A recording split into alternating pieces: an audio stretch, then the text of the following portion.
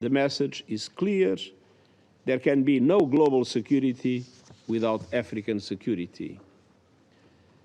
Meanwhile, African countries are ground down by crushing debt burdens and the lack of financing thanks to the global financial architecture in which they are underrepresented and denied the level of support they require.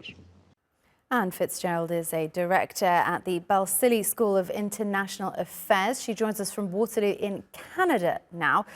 And what's being proposed to address Africa not having a permanent representative on the UNSC? And do you think that's a workable solution? And is there a time frame critically yet?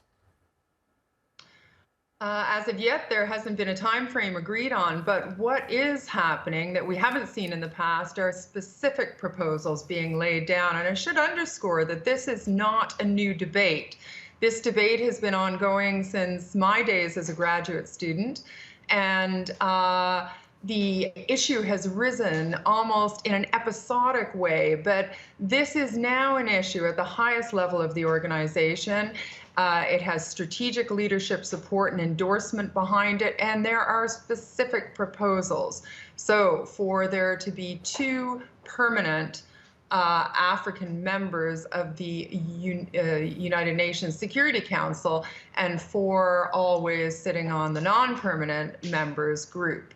This is a continent of over 1 billion people. And there appears to be more hope now than there has been in the past. The time has come for this discussion to be sustained. But member states need to come together and thrash out the practicalities of this, as it requires not only 2/3 majority support across UN member states, but also for the ratification process, it requires 2/3 support through changes through the member states' respective constitutional processes. So the trickier part is in the detail. As ever, Africa, of course, such a diverse continent, both in terms of its people, but also how they're governed. It has democracies, autocracies, monarchies, and many things in between. So more specifically then, how does the UNSC propose to navigate all of that fairly? Well, I think UN member states, no matter what sort of governance structures or political cultures we're talking about, are still full members of the same organization. And this is an organization that is known as the highest global authority for peace and security. As I said, the continent is home to over 1 billion people, but it also makes up for 28% of the total UN membership.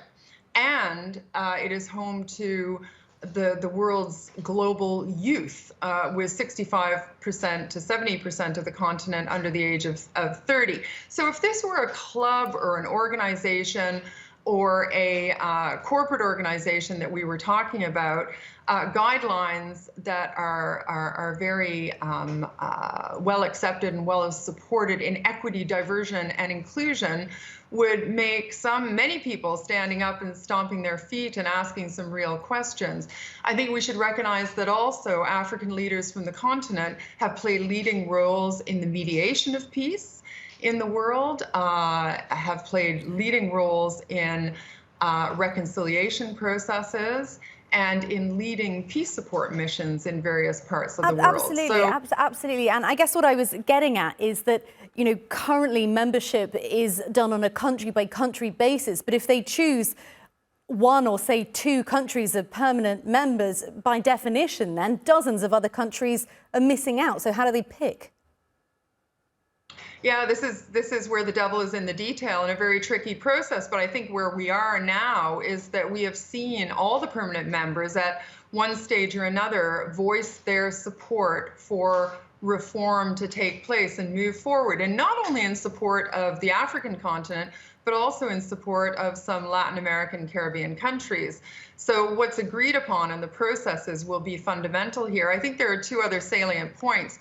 The first point is that the upcoming Summit of the Future is taking a step forward and discussing some issues that are leading to gaps in trust in the organization, such as reform of the international financial architecture, where the developing South countries have felt that they are being shouldered unnecessary burdens as a result of the economic crises happening across what have notionally been referred to as Western countries.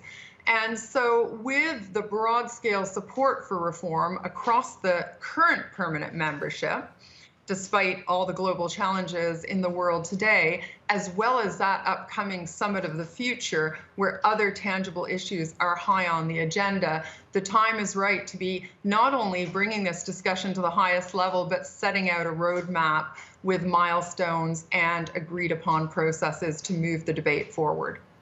Well, we shall certainly be keeping an eye on it here. Anne Fitz-Gerald from Waterloo, Canada, thank you so much.